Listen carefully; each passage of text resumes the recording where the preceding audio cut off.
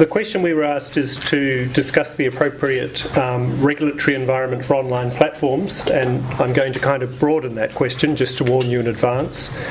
And I'll mention that the first time that I thought seriously in a way about platforms was a long time ago. I think it was about 2010. There was a project for the OFT in the UK on the impact of platforms on small SMEs. And I think we came out of that study fairly positive. There were many things happening in the SME market that would have been very hard to do prior to the existence of a variety of platforms that had enabled growth in that area, including trading platforms, discovery, and so on. So that was my first kind of brush with platforms. But I think by focusing on the kind of narrow question about how should we regulate platforms, we potentially miss the big prize. And the big prize is, to my mind, the potential for digital platforms and digital markets to make markets generally more efficient, and in particular to create new markets. That's the kind of 10x opportunity, and I'll mention one of those. So the relevant question in my view is not necessarily how should we regulate platforms, it's how should we remove the barriers to digital transformation in the rest of the economy that platforms enable, in the analogue economy if you like. And it was mentioned that in the program that digital is mature. I think it's actually far from mature, and it's therefore got enormous potential. E-commerce is roughly 10% of retail sales after about 15 years of growth. Smartphones and apps are comparatively recent phenomena, and so we've actually only gone a little bit of the way down the digital transformation in my view. It's significant, but it's got a long way to run. It also means the challenges are large. So the opportunity is large and the challenges are large. The challenges are particularly large when you start to transform other bits of the economy where we haven't thought about what the rules should be in a digital environment. When we think about digital, we tend to think about the rules for digital, not the rules for everything else. Okay. So platforms increase opportunities for trade by lowering the costs of transacting, and there's a lot to that. They foster trust, I would argue, through mechanisms such as ratings, and I'll mention some other mechanisms. So platforms can use information to make a market function better, and trust has been a concern. One example is app stores, which first came into their modern form in 2008. We now have over 1.5 million apps globally, and European app developers have been very successful in that environment. Revenues of, we estimate, over 8 billion euros in 2015. That's roughly Apple and Android combined, and that's a third of the global total. So it's not as though Europe hasn't done well in that area. It's done well. And whilst the developer benefits are large of the app platform, the bigger benefit goes to users. For a start, there are many apps that are free, and some that I use where I get significant benefit, transport planning applications and so on. But I'll give one particular example which shows how mobile apps and other types of hardware are kind of interacting, which is Tado, which is a German smart thermostat app, and that uses information on a user's location, on the short-term weather forecast, where that property is, and of course on your preferences. What kind of temperature would you want at different times of the day when you're at home? And by using that information, it can give you comfort, but much more efficiently than a thermostat that you set yourself. And of course, to do that, they had to develop an app, they had to develop hardware, but they also need other things. For example, access to open data on these local weather forecasts, so we should open up government data that's held for developers. The savings from that app are estimated about 20% of heating costs. If 25% of homes in Europe had that kind of technology, the savings from that would be greater than all developer revenues. So that's kind of backing up the claim that it's really the usage of these technologies that delivers the greatest benefit. Now I'll mention something more controversial, which is Uber, and I think it is an interesting example because it has been so controversial and it's raised these kind of challenging questions. It was made possible, in a sense, by app stores and by mobile, and it's a platform in its own right. So we definitely see platforms on platforms now. Now, why was it so controversial? Well, in part because it impacted on existing businesses, that's clear.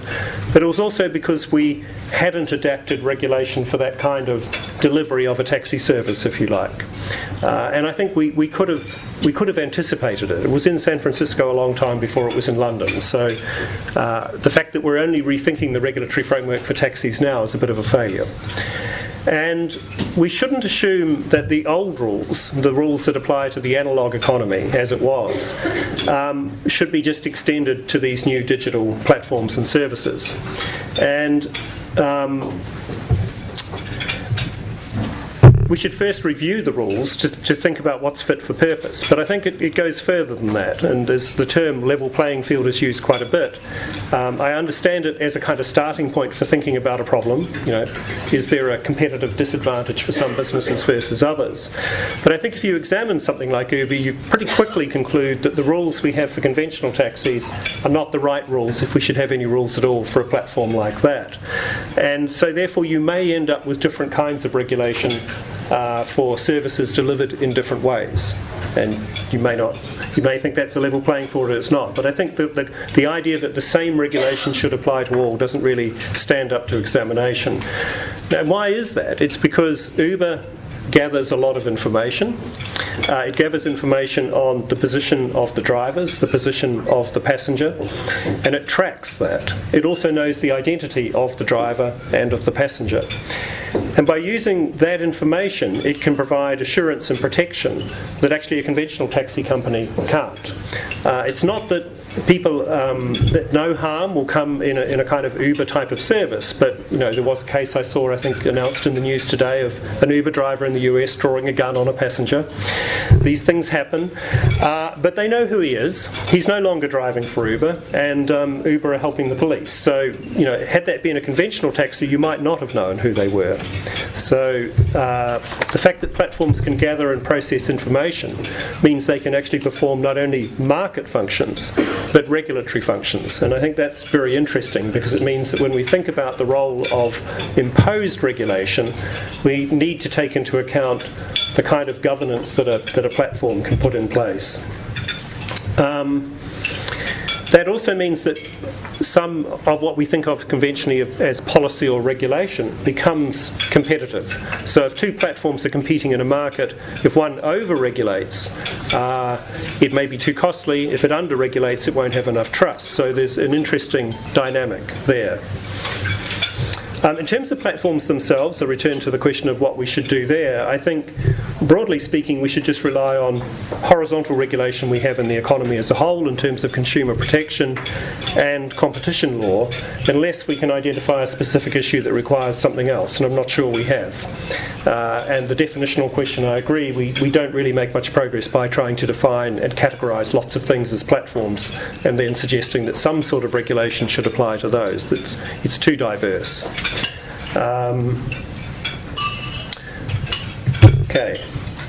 There is one other interesting role competition authorities might play, which is, in the US, we've seen the Federal Trade Commission in some cases challenging regulation elsewhere in the economy. For example, if a city has overly restrictive regulation of taxis, the Federal Trade Commission will comment on that.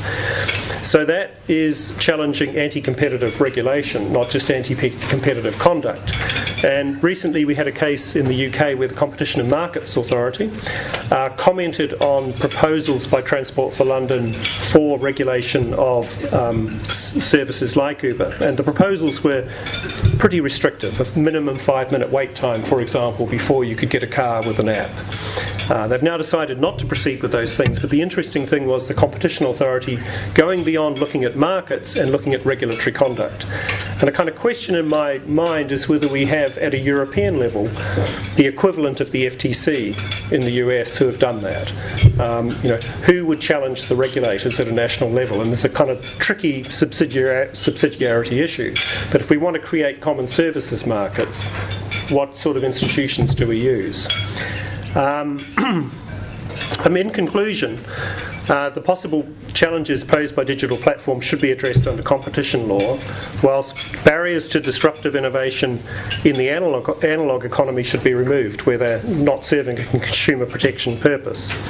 I'll leave it at that. Thank you.